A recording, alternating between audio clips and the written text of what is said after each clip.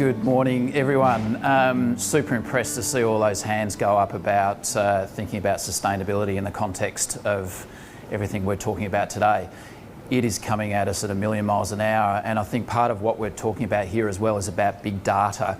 And it's really where AirborneLogic has been born and bred, is in what do we do with big data. Who knows what the biggest selling process for Qantas was before the crash with COVID? I'll tell you what it was. It was actually their frequent flyer program, because they know how to manage data. So the frequent flyer program actually uses and creates a lot of income for Qantas, way more than their international flight program did before COVID, which is amazing, which is telling you the value of data. And really where AirborneLogic has been coming from is saying, well, what is the value of that data and how do we use it in a way that is going to get a return on investment? So I kind of smiled a little bit when Dave said, you know, there's dark arts in machine learning and AI. I thought you could change machine learning AI and put winemaking in there, and like the phrase would probably run a little bit similar, is there's some dark arts in there that they just are what they are, and they are what produces the quality and the output at the end of the day is knowledge, accumulation of knowledge and data. And really that's sort of where we've come from an AirborneLogic perspective, is to say, how do we take crazy big data, things that we can't see in the context of imagery and so forth, and put that into a format that is going to get a return on investment. And it's what drew the investors in our business from an equity perspective to realise that we weren't just an ag tech business coming out there and saying we're going to do all this crazy stuff with cameras and drones and things that you can't see in the visual light spectrum, but we're going to do it in a format that essentially gives a return on investment. So Dave's absolutely right. If you're going to spend $5, you want to know how you're going to get 15 back. Not even 5, to be honest. It's got to have a pretty good return on investment. So we'll be working really hard to try and ensure that that's the outcome as part of our vision. But it's also massively underpinned by this sustainability factor. Outside of what I do day to day with AirborneLogic, I'm also part of a national sustainability firm that's tripled its employee numbers in 18 months through COVID because of the response from industry to sustainability issues. And that's driven legally and it's driven economically. So those changes are coming, and that downward pressure through the supply chain is going to be there, no question. So where we're heading really with what we're doing is about saying, how do we essentially work through those base data levels of measuring accurately down to a few centimetres, get the base maps in place, get away from the paper copy lost in the filing cabinet somewhere of the vineyard, and get you into the digital world where you've got these things on your computer, on your phone, wherever it is, to be able to look accurately at what's going on down to the per vine level in the vineyard. And most importantly, focus on this aspect of payoffs. So some of the initial processes we're seeing through the clients that we're working with is just looking more critically at where that lack of uniformity in the vineyard is playing out. Where are the problems? Where are the things that have got missed in the grand scale of a large vineyard or a larger area with thousands and thousands of vines, getting it down to that per vine level and understanding how attention to the small detail can actually increase and improve that uniformity of growth overall. So we're doing that kind of by measuring down to the per vine level. We've got statistics around the platform that we use that's really accurately measuring that canopy. It's working through looking at that change over time, most importantly. I'll talk a little bit in a moment about how that's playing out with things like UDIPA, where we're able to demonstrate that change and reduction in canopy area over time, and then statistically look at that across the entire vineyard based on that accurate set of information and detail from the per vine level, to flow that out over the whole vineyard and try and pick out, well, where's that variability happening? Where's that change happening? And what are the things that come down into my day-to-day management that are actually influencing those sorts of issues? I can't even read my own screen without my glasses on. So yeah, it really starts with that high accuracy of base mapping, and then getting into some base mapping around, well, what varieties are where, just the really basics, where so many people have come and said, look, we don't even have good accurate paper plans anymore. We've either lost them or they're looking pretty raggedy. Can we get this stuff over onto the phone or into the computer? And so that's where we really start, from this accurate base mapping level with the RTK drone down to that sort of 1 or 2 centimetre type accuracy. And then we start really getting that out statistically through a very rudimentary, straight off the shelf ArcGIS type platform that can statistically start having a look at the numbers behind what happens where and when, and where does that variability come into play in the vineyard, and getting us through.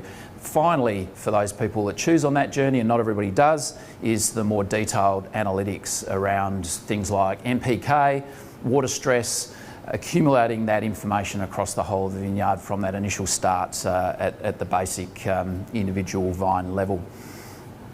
So a little case study in here. This is something we worked on with Colin Hinsey, looking at a bit of fire recovery after the Adelaide Hills fires, and really just trying to manage and have a look in more detail at how those vines were recovering from different treatments that were applied across those vineyards. And I won't go into the detail now, but feel free to come and have a chat to us more about that case study and what we saw out of that evidence of looking more specifically at that individual vine level, and then looking across the whole of the treatment to those responses and what that actually looked like.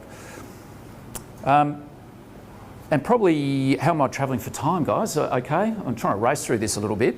I think where a lot of this is going now, and again, it's driven by this ability for us to see at the per vine level, is really getting to this sort of space now where we can segment canopy out, so we can physically measure the bare wire effectively and see how that bare wire is changing over a period of time, and then look at that in response to, well, what am I classifying in the vineyard as an area that I really want to see from a productivity perspective of vine canopy that's where I want things to be, giving growers the tools to go out there with this on a phone, and being able to wander through to a precise location and match up what's been seen digitally with what's visual and visible out in the vineyard, so that we can bring some reality into decision making around, well, what actions am I going to take here? So one client that we've been working through on this sort of stuff has really been able to get this down now into precise things that they've done with canopy management on what was clearly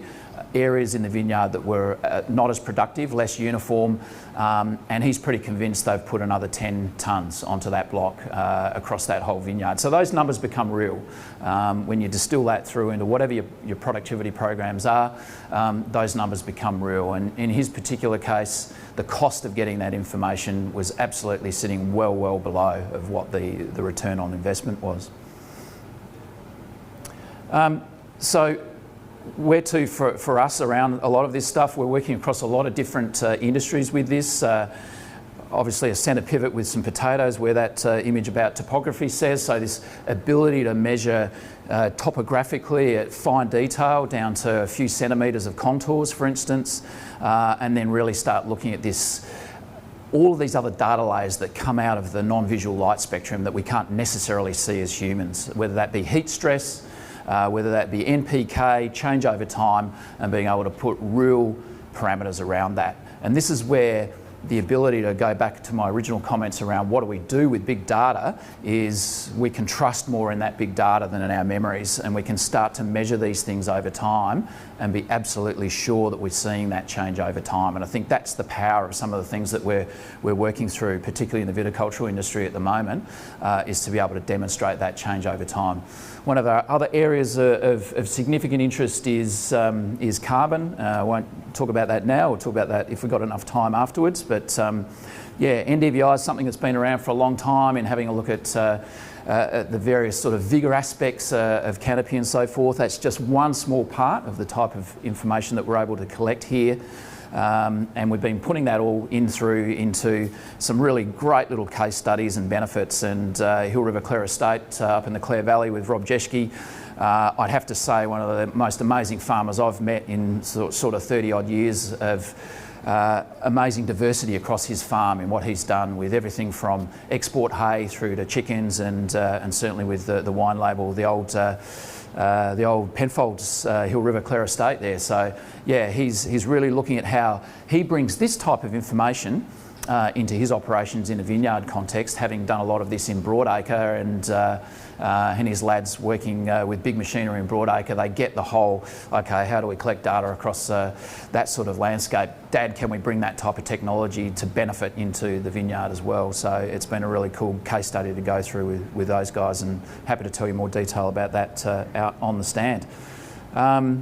I think nearly there probably, I'd suggest, in terms of my time. So our roadmap really is continually focusing on how we get all of this crazy big data. You know, it's not unusual for us to go and fly an area and get 0.5 terabyte of information, and distilling that down into something meaningful with a payback. And so naturally AI, machine learning, sits behind everything that we do. We've got some amazing connections around the globe with people that are inputting into how we learn from that process and bring the best of global expertise into the direction that we're heading with this type of data gathering and information. So yeah, for us it's always a bit of fun as well, getting out there and flying some crazy big drones, but you know, it's just a vehicle to getting data, and we can suck that data in from anywhere, whether that be satellite or whether it be ground-based equipment. It all forms part of bringing the sum of the whole of information into a context that's meaningful, that people can work with and actually make a productive change in their vineyard.